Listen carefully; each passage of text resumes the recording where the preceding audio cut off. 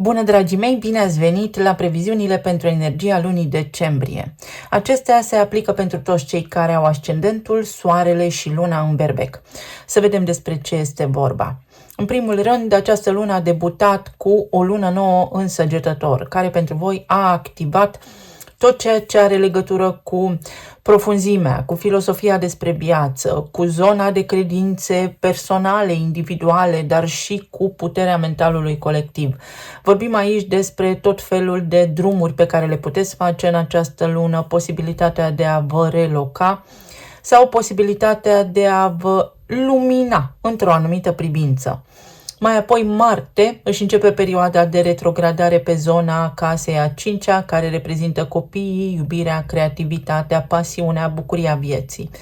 Pentru că intră în retrogradare, în arhetipul leului, s-ar putea să treci printr-o perioadă de introspecție, printr-o perioadă în care ești foarte analitic și îți reconsideri valorile pe care le ai în această viață, dar și sentimentele față de aproape, față de copiii tăi, ce iubești, ce te bucură pe tine în această viață. Îți poate reveni cheful de viață sau vei simți că în perioada aceasta mai bine ții pentru tine anumite lucruri care pentru alții s-ar putea să pară puțin abstracte.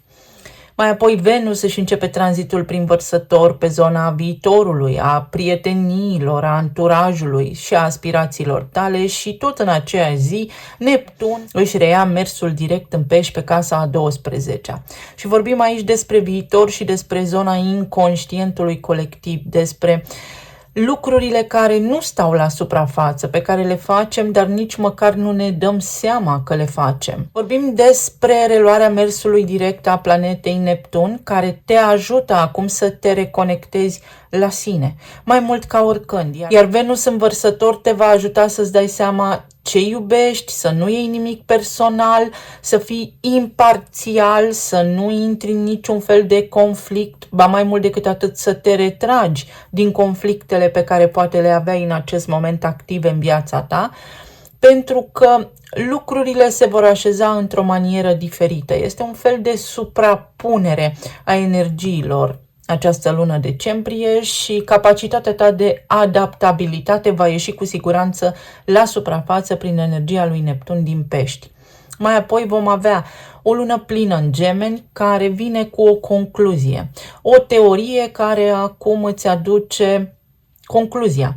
Practic, până acum ai scris cuprinsul, capitolele și acum ești la partea de încheiere. Trebuie să tragi o concluzie.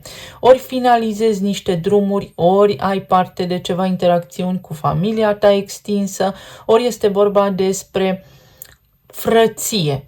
Și aici aș putea să spun frăția inelului, pentru că s-ar putea să te regăsești într-o situație în care să nu rezonezi cu familia ta extinsă sau cu neamul, ci mai degrabă cu niște prieteni.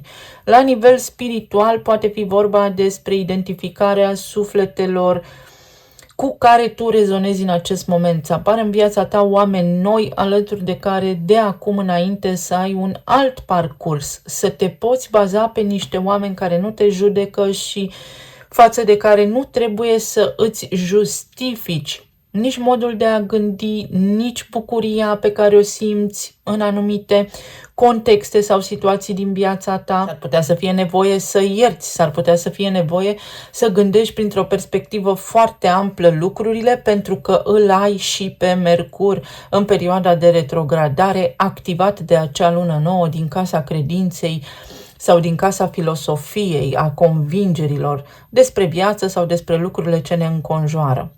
Apoi Soarele intră în Capricorn și te aduce cu picioarele pe pământ, îți dă siguranță de sine. Practic, vine cu niște certitudini. Ce este important în acest moment în viața mea, la asta mă uit și către asta mă orientez, fără să mă mai implic în lucruri care poate nu mă privesc în mod direct.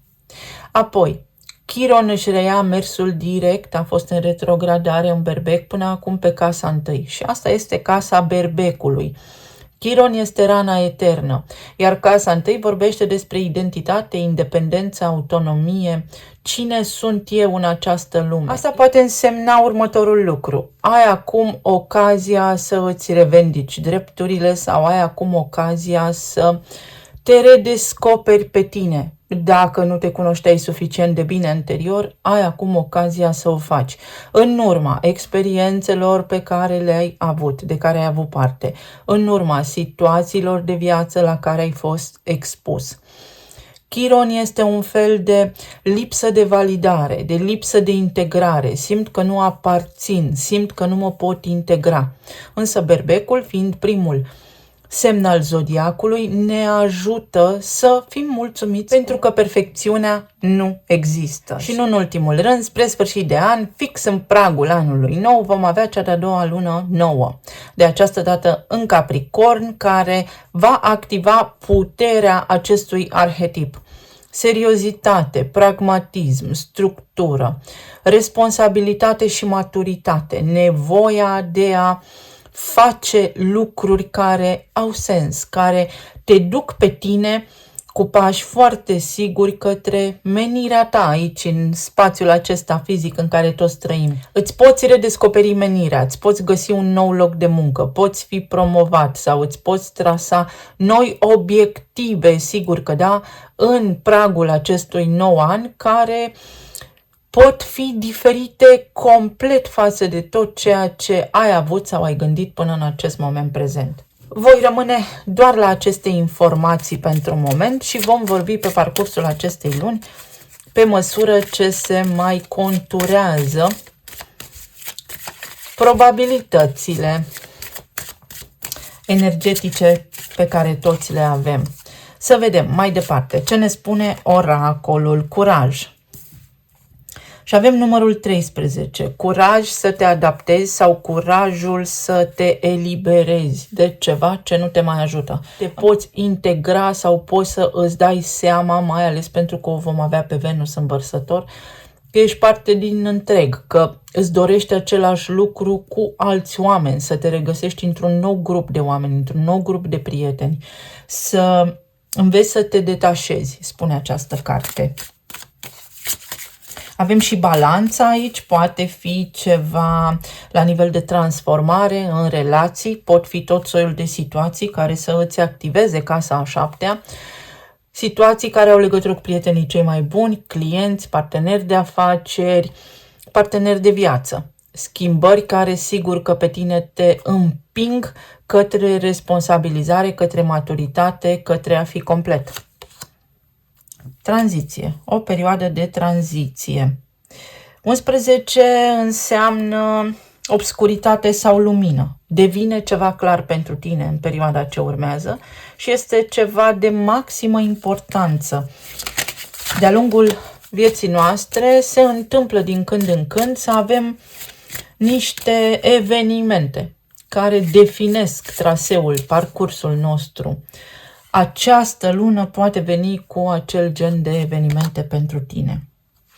Transformare și schimbare. O schimbare la nivel de relații sau o schimbare la nivel de rezonanță. Te aliniezi cu un sens înalt al vieții tale. Se pot schimba lucruri sau situații de viață în zona relațiilor, a parteneriatelor și nu numai. Poate fi ceva legat de cursuri. Poți pune în aplicare acum niște lucruri pe care le-ai studiat. Poți să preiei un frâu, poți să preiei o conducere. Fiecare după cum are cadrul format acum. A apărut un paș de bâte, o intenție, un gând, o dorință la care lucrezi. Poate lua amploare. Să vedem mai departe. Zona relațiilor, planul material și planul emoțional. Ce ne spune luna decembrie pentru Berbec? De departe, cea mai interesantă lună din acest an. Spânzuratul, cavalerul de bâte și 4 de monede. Pe zona de relații este nevoie de o schimbare și schimbarea poate fi interioară sau poate fi în exterior. Un blocaj, dar și o perspectivă foarte amplă a lucrurilor. Acesta este arhetipul peștilor, spânzuratul. Neptun își reia mersul direct în pești pe casa a 12-a. Devii mai înțelept, vezi lucrurile printr-o perspectivă mai amplă și înțelegi că te poți elibera, că trebuie să faci ceva și că doar tu ai puterea să aduci o schimbare în zona relațiilor, conștiente 1 la 1, tot ceea ce are legătură cu casa ta a 7-a, dar și cu casa a 5-a. Poate fi vorba despre o decizie care în acest moment îți spune să nu avansezi, să nu faci niște demersuri pe care ulterior le poți regreta. Și aici vorbesc despre faptul că Marte este în retrogradare acum în Leu, pe zona iubirii, pe zona bucuriei vieții și că va mai sta puțin aici o perioadă, ulterior se întoarce în Rac, unde ți activează casa. Pentru voi, dragii mei, indicat este ca pe parcursul acestei luni să faceți bilanțul și să cugetați îndeaproape la planurile de viață pe care le aveți, mai ales pentru că îl aveți pe Pluton în casa 11-a, pentru că orice schimbare pe care o faceți acum s-ar putea să fie ireversibilă sau să vă fie de 2 ori mai greu să reparați ceva. Mai bine preveniți. Cam așa spune această lună pentru voi. Gândește-te bine, caută în interiorul tău, încearcă să-ți dai seama ce anume te blochează sau unde în acest moment trebuie să reevaluezi ceva. Să nu uităm că Mercur iese din retrogradare pe 15 decembrie și până atunci lucrurile nu sunt foarte clare. S-ar putea să fie nevoie să reevaluăm ceea ce am stabilit înainte pentru a ne asigura dacă facem mișcarea finală. Cei care sunteți singuri, uite, este un fel de pasiune care răsare de nicăieri. Pot reapărea din trecut vechi iubiri, vechi conversații care, sub o formă sau alta, se reactivează în perioada ce urmează, tocmai pentru a vedea dacă ceea ce credeați voi este chiar așa sau nu. Pentru cei care sunteți în relații deja formate, energia spune să ne calmăm puțin, să nu acționăm deodată, să fim atenți la nervi și la lucrurile care ne declanșează, pentru că avem parte de stabilitate și am muncit mult la această stabilitate pe care nu putem să o aruncăm, spre exemplu, la gunoi, doar pentru că avem acum o trăire de moment foarte intensă. Ce indicii mai putem avea aici? 9 de monede. O lună cu liniște, o lună în care să îți dai seama ce vrei tu de fapt. O lună în care, uite, poți să nu judeci în exteriorul tău pe nimeni, dar poți să fii și lăsat în pace, să te lămurești tu, să înțelegi tu ce este important pentru tine. Nu văd conflicte, ci mai degrabă văd că energia ne îndrumă să ne temperăm puțin, să ieșim din această stare de agitație care s-a tot construit în jurul nostru, pentru că doar singuri știm, sau doar noi înșine știm ce este cel mai bine pentru noi. Pentru cei singuri poate fi o lună în care să întâlniți pe cineva. Cei care sunteți deja în relații, poate fi o lună în care faceți niște planuri care au legătură cu prosperitatea, pentru că vorbim și despre acea lună plină din Gemeni, care poate veni cu contracte, cu colaborări noi, cu gânduri noi, cu decizii noi, despre cum să facem să evoluăm, să avem parte de progres. Și aici avem din nou 4 de monede. Energia în acest moment vă spune să nu fiți radicali în deciziile pe care le luați, mai ales la nivel de relații. Și este un aspect, o perspectivă înțeleaptă. O lună în care lucrurile pot lua amploare foarte ușor, o lună care vine cu succes financiar, poate pe zona de relații începeți ceva și acest ceva este un lucru foarte bun care vă ajută și în relație să creșteți. Ori aveți parte de noroc și întâlniți pe cineva, ori relația voastră în acest moment devine mai stabilă, se poate suda. Mai poate fi vorba și despre faptul că s-ar putea ca unii dintre voi să vă simțiți sugrumați așa la nivel de energie într-o relație și să nu știți ce decizie să luați. Energia din nou recomandă ca nu în această lună să luați o hotărâre foarte dramatică sau irreversibilă, ci puteți să mai analizați puțin, exact așa. Prosperitate pentru voi. Pe zona planului material avem un turn întors, 2 de bâte și cavalerul de cupe. Pe zona planului material s-ar putea să nu vă convină neapărat ceva, să aveți mici neplăceri pe această ramură importantă a vieții în urma unor decizii, în urma unor informații, să fiți cumva presați sau să vă presați singuri. În sensul că se întâmplă ceva în jurul vostru și pe voi vă stresează extrem de tare și vreți neapărat să analizați, să luați o hotărâre, sau poate fi ceva din exteriorul vostru care vă împinge către a vă gândi, către a simți ce este bine pentru voi în viitor. Poate fi vorba și despre o veste care vă surprinde în primă fază și trebuie să luați o hotărâre. Către ce mă îndrept? Către punctul A sau către punctul B? Cavalerul de cupe vine cu intenții, vine cu lucruri care sunt în favoarea voastră.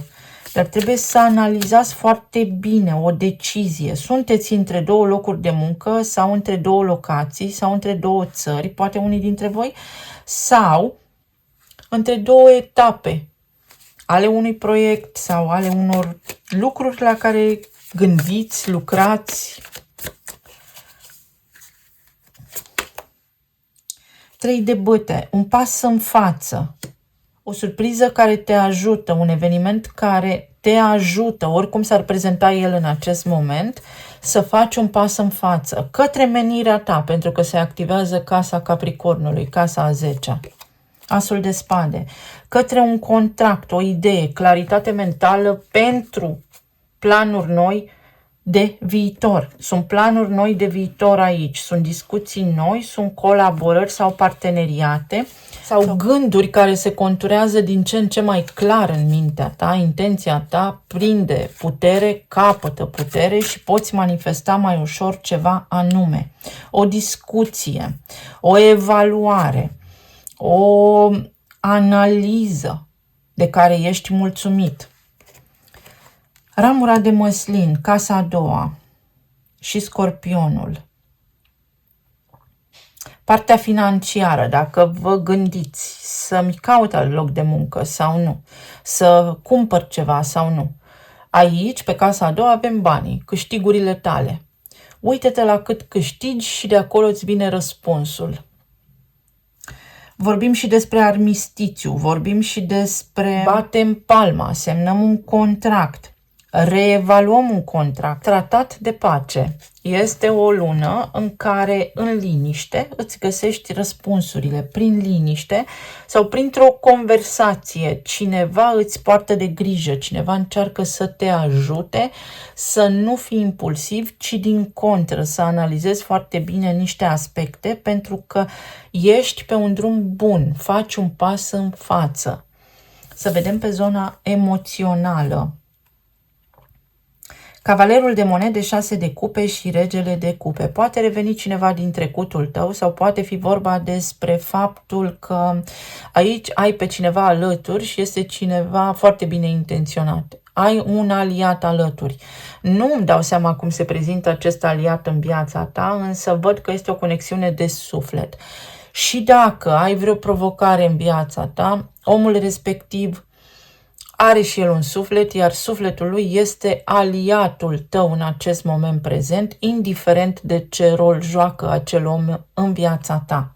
Vorbim despre declarații de iubire, vorbim despre sărbători petrecute cu familia, vorbim despre bugetare, o nouă bugetare sau niște planuri la nivel financiar, niște monede, aur, poate cumperi, investești, nu-mi dau seama la ce te gândești exact. Vorbim despre sprijin din partea cuiva care este echilibrat, mai ales emoțional. Poate fi vorba și despre vindecarea unor răni care te ajută acum să acționezi, dar să acționezi cu maturitate emoțională, dar și prin inteligență emoțională.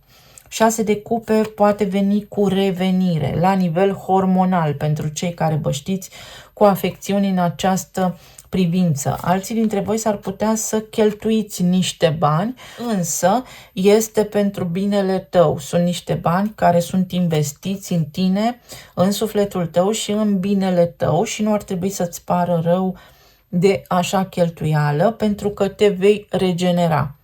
Este vorba și despre o idee care se înfiripă, ceva cu care ai mai cochetat anterior.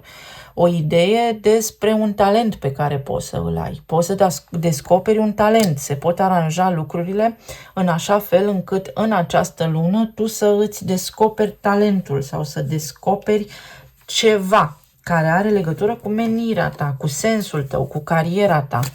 Poți primi o mărire, poți primi un bonus, lucruri care te încântă, lucruri care te susțin, te bucură. 8 de cupe. Te îndrepți către ceea ce îți dorești, dar înainte de a ajunge acolo unde îți dorești, trebuie să ai curaj și să faci un pas, să analizezi sau cel puțin să iei în considerare o schimbare, ceva. Voi treceți prin niște schimbări și implică puternic viitorul. 4 de bâte, pentru că vorbim despre o bucurie ulterior. Celebrezi ceva, te bucură ceva. În viața ta se anunță un potențial foarte bun, dorința ta se materializează și tu te bucuri. În această privință ai parte de ajutor. Poate fi o declarație din partea cuiva, poate cunoști pe cineva sau pur și simplu lași deoparte niște lucruri, certuri, diferențe de opinie pe care poate le-ai avut până acum cu partenerul tău de viață și este o lună stabilă, este o lună mai armonioasă pentru tine. Medical vorbind, atenție la imunitate. Aici avem o momeală, să te bazezi pe tine. Este expansiune, să nu fii atât de critic cu tine, să nu cauți perfecțiunea. Asta spune luna decembrie. De asemenea, avem cuvântul și tema autonomiei, a independenței. Iese Chiron din retrogradare în Berbec și te regenerezi. Simți că îți recapeți puterea. Poate fi la nivel emoțional, poate fi la nivel mental, poate fi la nivel fizic. Să cugeți asupra unor lucruri înainte de a lua o decizie, dar și bucurie. Simți că ai realizat ceva sau începe să capete contur ceva la care ai lucrat tu sau te validezi singur și spui gata, eu pot. Pur și simplu, eu pot și este de ajuns că eu cred asta și apoi în jurul tău vei vedea că apare și energia și acel sistem de suport care să confirme faptul că tu ești perfect capabil să faci un anume lucru la care te gândești acum. Să ai grijă că s-ar putea să fii curios și să întâlnești în această lună lucrurile care nu îți plac, care îți displac. Avem și energia Scorpionului foarte activă aici. Asta înseamnă o lună în da și nu, o lună în alb și negru. Iar această combinație, Fecioara în casa noua, îți spune stai puțin, cercetează, fii măcar puțin curios să vezi. Cercetează puțin înainte de a spune gata, stop sau gata, fac asta. De ce? Pentru că vei fi mai mulțumit, așa poți realiza mai ușor ceea ce îți dorești. Să vedem ce ne spun și talismanele.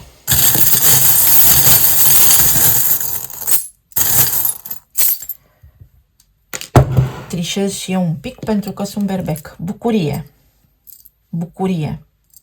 Petrecere. Voie bună. Te simți mai bine la nivel fizic, la nivel de sănătate.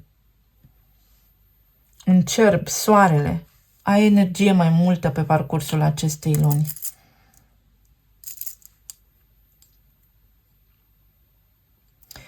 Cineva poate recunoaște că a greșit sau în sfârșit tu îți faci un fel de bilanț și la nivel mental și la nivel emoțional. Când vine vorba despre experiența ta de viață, relațiile tale de iubire, pe cine am iubit, în cine am crezut și ajungi la concluzia că nu ai fost tu de vină sau dacă ai greșit, este ok, mergi mai departe pentru că acum vei ști să nu repeți o anume greșeală, un element de surpriză. Avem aici un element de surpriză. Te convingi de ceva ce ai suspectat, dar așa la nivel foarte abstract și n-ai putut pune punctul pe i. Acum poți. Schimbări la nivel de planuri de viitor, șanse noi. Poate vrei să te retragi undeva, într-un loc mai izolat sau în mediul rural sau poate vrei liniște sau poate vrei un loc al tău. Aici ești tu cu focul, cerul și stelele, luna, introspecție, analiză, puterea să îți remodelezi, reconstruiești viața, dar și puterea să începi lucruri noi. Poți face o călătorie.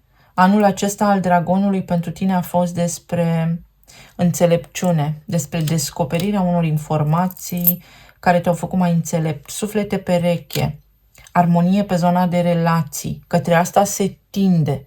Sub ce formă?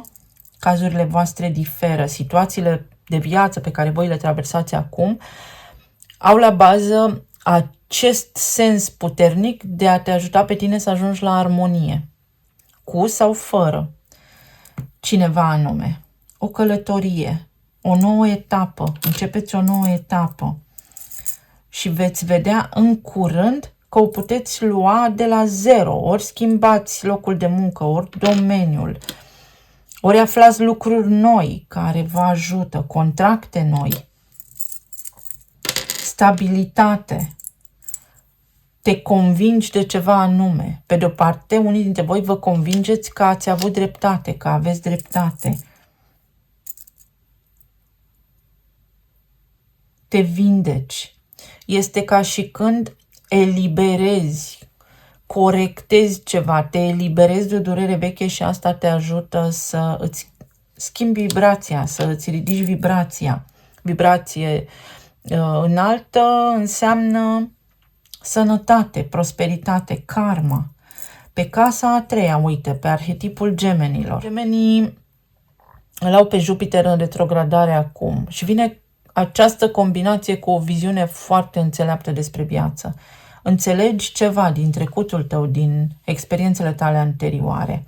Aici este vorba și despre ceva ce poate avea legătură cu timiditatea, poate avea legătură și cu mentalitatea, poate avea legătură și cu frații, dacă traversați ceva provocări, sau neamul, familia extinsă. Uite, de unde te poți elibera. Pornești într-o nouă călătorie, o nouă aventură, ceva te încântă. Aventură în sensul bun, în sensul că te simți optimist. O inimă plină și ceva foarte romantic. Pe această zonă a relațiilor de iubire cu Marte în retrogradare acolo în Leu, este pasiune, revine din trecut așa o scânteie, curaj, bucurie sau poate chiar cineva care ți-a activat ție erotismul, puterea de atracție, te-ai simțit frumos, moartea, transformarea și asul de spade, uite. Tranziția, schimbi ceva, locul și îți întâlnești norocul.